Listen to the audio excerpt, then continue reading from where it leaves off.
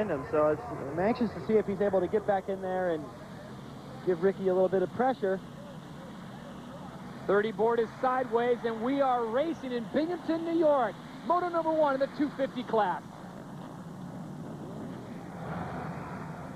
Number 14, Kevin Windham, emerges from the pack in the front. He'll get the whole shot with Ricky Carmichael right off his backside.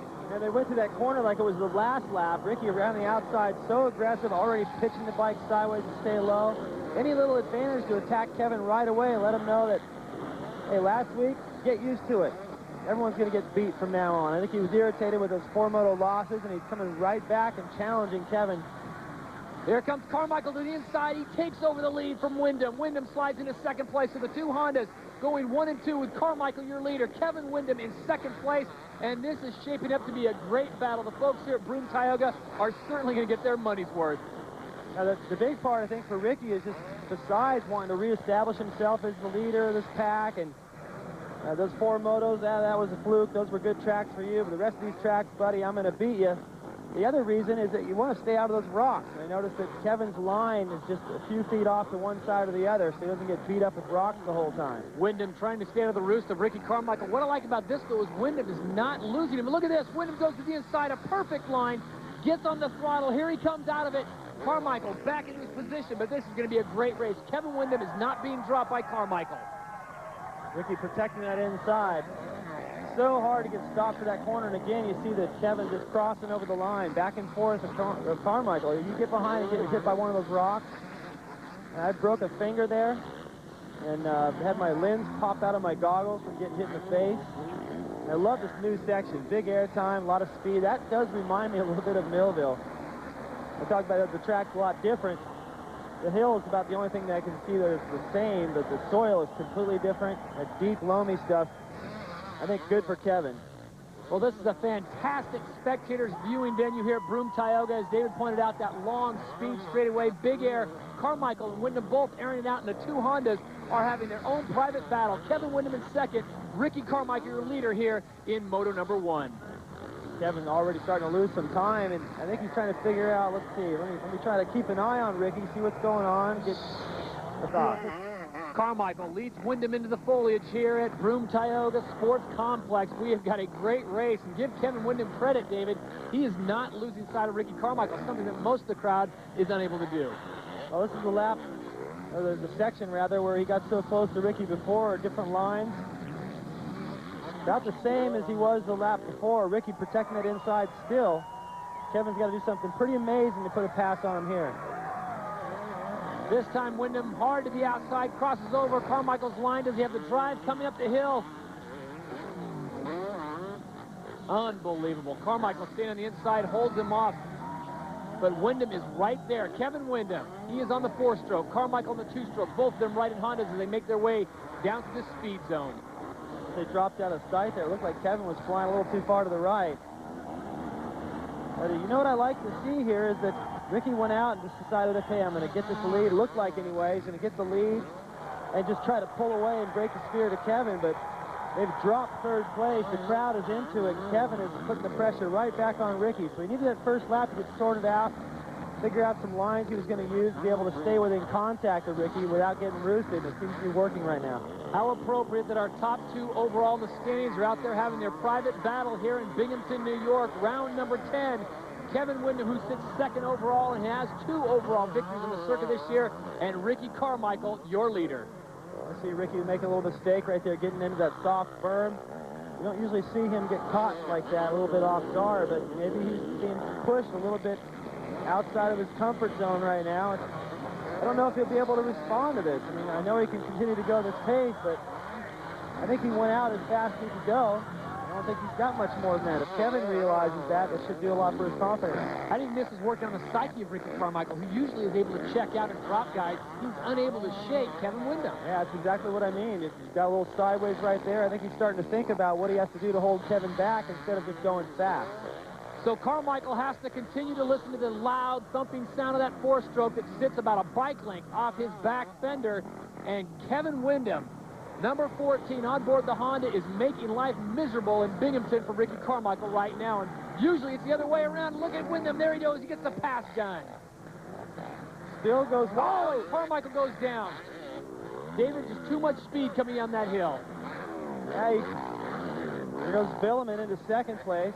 Here comes Reed, and has the entire team Yamaha. A couple of the guys getting by him, so that'll really make it tough on Ricky to try to get back up and win this moto. He put himself in position to win the overall, but the way Wyndham was riding early there, I have to think he's gone now. So Wyndham is your new leader. David Villeman inherits second, and he fell as a result of charging in there a little bit hard, but also trying to stay off of Kevin Wyndham, not run into him. We'll give Ricky credit. We welcome you back to Broome Tioga Sports Complex in Binghamton, New York for round number 10 of the AMA Chevy Trucks U.S. Motocross Championships. Todd Harris along with the champ David Bailey and Cameron Steele. Ricky Carmichael making his move back up after the pass by Wyndham and then the fall. Right now it is Chad Reed who sits just in front of Carmichael. Ricky just looking desperate right now. He's all over the racetrack trying to stay out of the roost. The Reed is now on a much bigger bike, throwing a bigger roost. Flat landing that jump down there by the mechanics, but it put him in position to make this pass. Just unbelievable aggressiveness from Ricky right now, who probably is feeling like, you know, if I can get back to the pace that I was running and maybe even a little bit more intensity on top of it, which is the wake-up call he has, maybe he can still catch Wyndham. And we didn't lose a position to Ferry, although Ferry took a look down the inside on the downhill. Ricky getting in there as fast as he could go, locking it up, and then to get by Chad Reed. Went around the inside of the corner down there just after the finish line, and didn't look like a very good line, but it put him in position to get around the outside. Now he's closing on Villeman, who's having a decent moto so far. David Villeman, number 12 on the Team Yamaha ride, currently sits in second place behind Kevin Wyndham. Ricky Carmichael now moving up to third, and he is just getting complete. Everywhere now, look at the signage and what they've done with the soil on the racetrack, the crowd. They've trimmed all the trees up. The place is spectacular. And you know what? It wasn't too long ago, a tornado came through here and ripped it to shreds. Tore the ticket booth and just flew off into the woods. They had to do a lot of work to get this place back running straight. The same for the last round of the series at Troy. There's a lot of work there. Mother Nature really taking its toll on this venue this year. Speaking of tornadoes, Ricky Carmichael is whipping one up right now on the Cobra, and he goes right past Villeman. So Carmichael gets back into second place. Now the mission at hand is tracking down your leader, Kevin Wyndham. Wyndham already with 2 overalls on the day, and Carmichael looking good in second place. Villeman will try to stay with him. Villeman getting a little lesson there and had a triple. Let him know that, man, if he didn't fall, he might have beat me, because he was a lot of... You're going to go back and look at the lap times. These guys will all look. And, you know, Ricky needs to send Kevin something to worry about. Well, Kevin Wyndham just now putting on a show for the folks here, Broome Tioga Sports Complex, Binghamton, New York. This is round number 10. Remember, he has 2 overall victories already. Ricky Carmichael, meanwhile, sits in second place, 8 seconds behind the leader. Now, he did fall, but it was after Kevin Wyndham had already put the pass on him. Ricky Carmichael did a great job of going from 4th back up to 2nd, so he will salvage quite a few points. And for Carmichael, it really comes down to the second moto. Kevin Wyndham, though, will celebrate in moto number 1 and a victory here at the Broome Tioga Sports Complex. I think Kevin's very comfortable here at Broome Tioga. He's comfortable on this soil. Millville was a different deal. That's like the Daytona, you know, for Ricky Carmichael for the outdoors. But here, he's got a real challenge on his hands with Kevin Wyndham. He can still pick up the overall, but he won't pick it because Wyndham is on his game today. This is moto number 2 from Binghamton, and we are off and running. Look for number 14, Kevin Wyndham. He's on that big 4-stroke trying to get another hole shot. Will he make it 2 in a row? This time it's Ricky Carmichael. As David Bailey predicted, he comes out swinging, but he's got Kevin Wyndham right behind him. So it's Carmichael and Wyndham as they go into the first turn. Man, except for last weekend with Wyndham's starts, these guys have pretty much been getting all the hole shots all year long. They got it wired. Cement, dirt, it doesn't matter. The crowd, they don't really have to hope for a battle between the 2 best guys. They get that right off the bat. It seems like at every national so far this year. It's Carmichael in first, Wyndham in second, Chad Reed on the Yamaha in third, and this time Carmichael trying to check out and away from Kevin Wyndham. Does not want to leave anything to chance. You see he's changed into the Black Fox gear after that face full of roost he got from David Villeman. Carmichael leads on board the Honda, number 4 from Florida. Behind him from Mississippi, that's Kevin Wyndham, number 14. Wyndham trying a new line this time, David, going to the outside. Well, this is the section where Ricky was always losing time, and he doesn't get a good approach. Ruins his momentum around the corner, so once again, Kevin applying the pressure at the top of the racetrack. This is the corner where Ricky went down. Wyndham will square back underneath him. Here they come down the downhill again, just like before. Wyndham on the outside, number 14, Carmichael, number 4, picking his way through those ruts, and this time it looks like Wyndham's got the line, but Carmichael once again dances to the inside, and Wyndham using the power. Look at the drive up the hill. Carmichael using the very edge of the racetrack right there. Try to stay just a little bit lower, and Wyndham putting the pass on him, so Ricky's got to be like, man, what is it going to take today to beat this guy? I think he's just got to stay with him. If he can stay on 2 wheels, he can certainly beat him.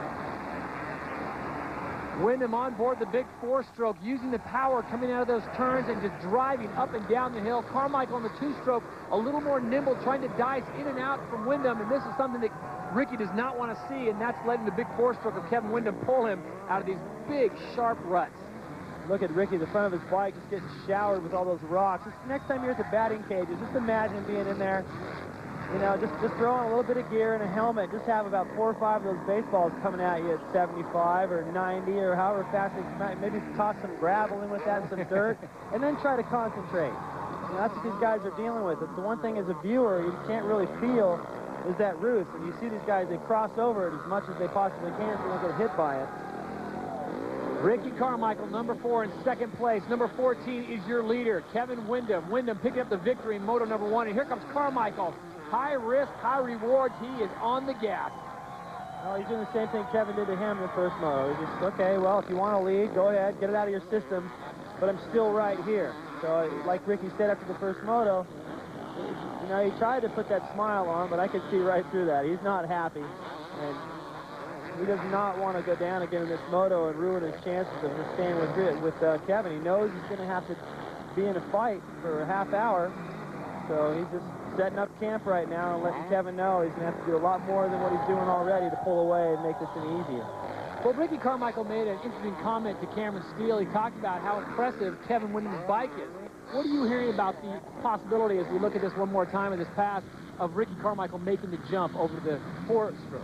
Well, it'll happen eventually, but I think he did a lot of riding on it this year, and it didn't suit his style. But I think you can see the riding's on the wall. These 4-strokes are starting to come around.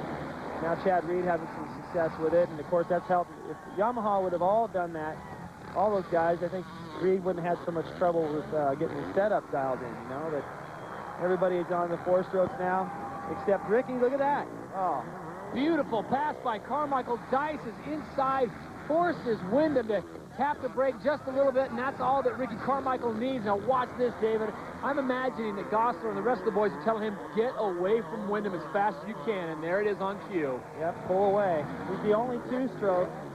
He's leading 4 4-strokes out there. I'm not sure who's further back than the Yamaha guys, but there's Timmy Ferry, one of those 4-strokes. All those 450s chasing him down, and it's still not enough. And Ricky got the whole shot as well. The 2-stroke seems to be working. The 4th complex in Binghamton, New York. Todd Harris, along with the champ David Bailey and Cameron Steele. We're in the midst of Moto number 2 in the 250 class, and your leader, number 4, Ricky Carmichael.